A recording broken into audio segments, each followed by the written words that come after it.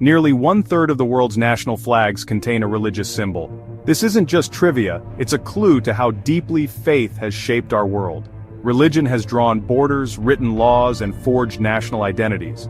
From the cross on the UK's flag to the crescent on Pakistan's, these symbols reveal a history where faith and state were inseparable. Many borders on today's maps were drawn along religious lines, and the roots of modern conflicts often reach deep into religious history. Laws and social norms echo ancient religious codes, shaping societies in ways we often overlook. To ignore religion's role in nation-building is to miss half the story. This journey will explore how faith has built, united, and divided nations, from Christian Europe to modern Israel. The aim isn't to judge, but to see clearly how spiritual and political lives have always been intertwined.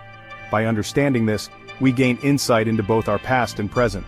Religion's influence has brought unity and creativity, but also conflict and division. Our deepest beliefs have built communities and, at times, drawn lines between us and them. By examining these stories, we learn not just about history, but about ourselves and our neighbors. Europe's story is inseparable from Christianity's rise in the late Roman Empire. Rome's old gods gave way to a new faith after Constantine's Edict of Milan in 313 AD, which legalized Christianity. Soon, Christianity became the empire's official religion, transforming its identity. The church mirrored the empire's structure, with bishops as both spiritual and civic leaders. When Rome fell, the church endured, preserving faith, language, law, and learning. This continuity laid the groundwork for Europe's new kingdoms, which adopted Christianity to legitimize their rule. The Pope gained power to crown emperors and influence kings, intertwining church and state for centuries. The fusion of Germanic leadership and Roman Christian culture birthed medieval Europe. Christianity united diverse peoples, providing a shared identity beyond politics. Cathedrals became community centers, art told biblical stories, and universities grew from church foundations. The very idea of Europe was born from this shared Christian heritage. Future nations developed from this foundation, a legacy still shaping Europe today. Christianity didn't just save Europe's past, it defined its future.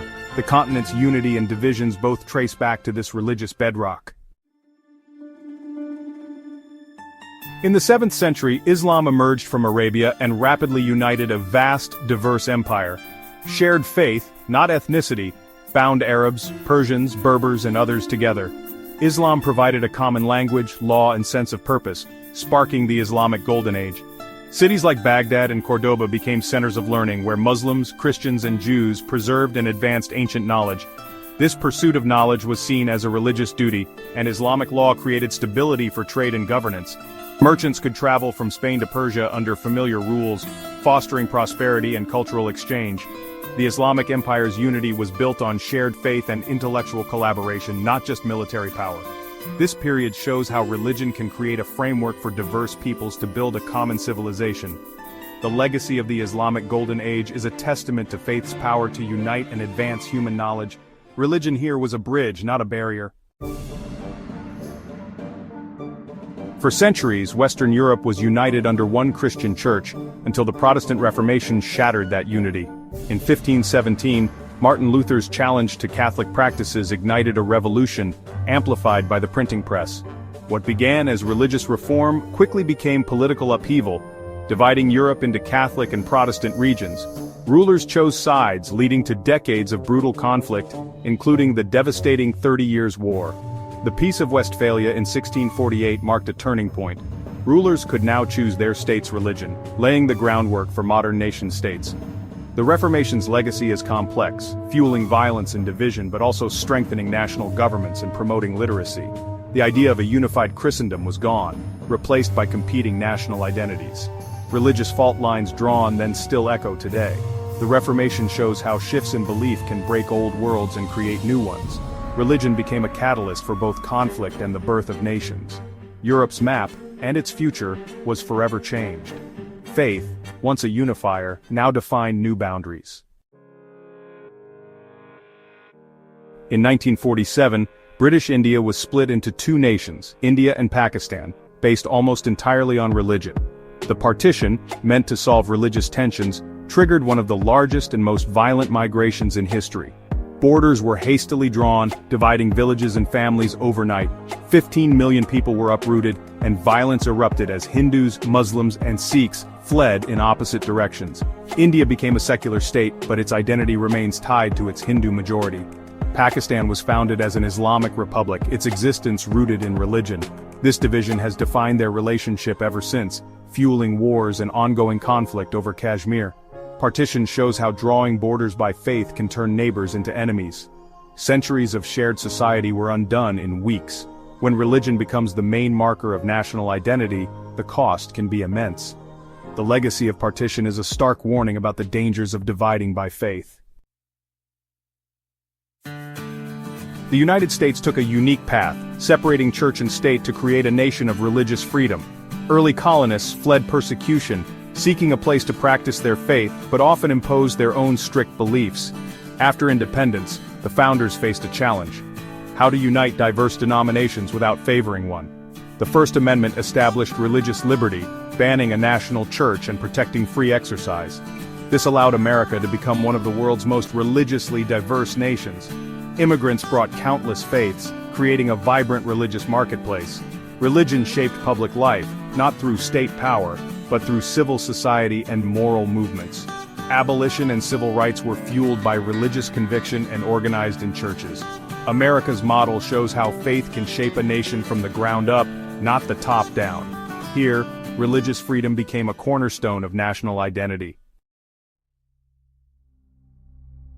Nowhere is the link between religion, land, and national identity more intense than in Israel and Palestine. This land is sacred to Jews, Christians, and Muslims, making it a place of pilgrimage and conflict. Modern tensions began with Zionism, as Jews sought a homeland after centuries of persecution. The land, already home to a majority Arab population, became a battleground of competing nationalisms.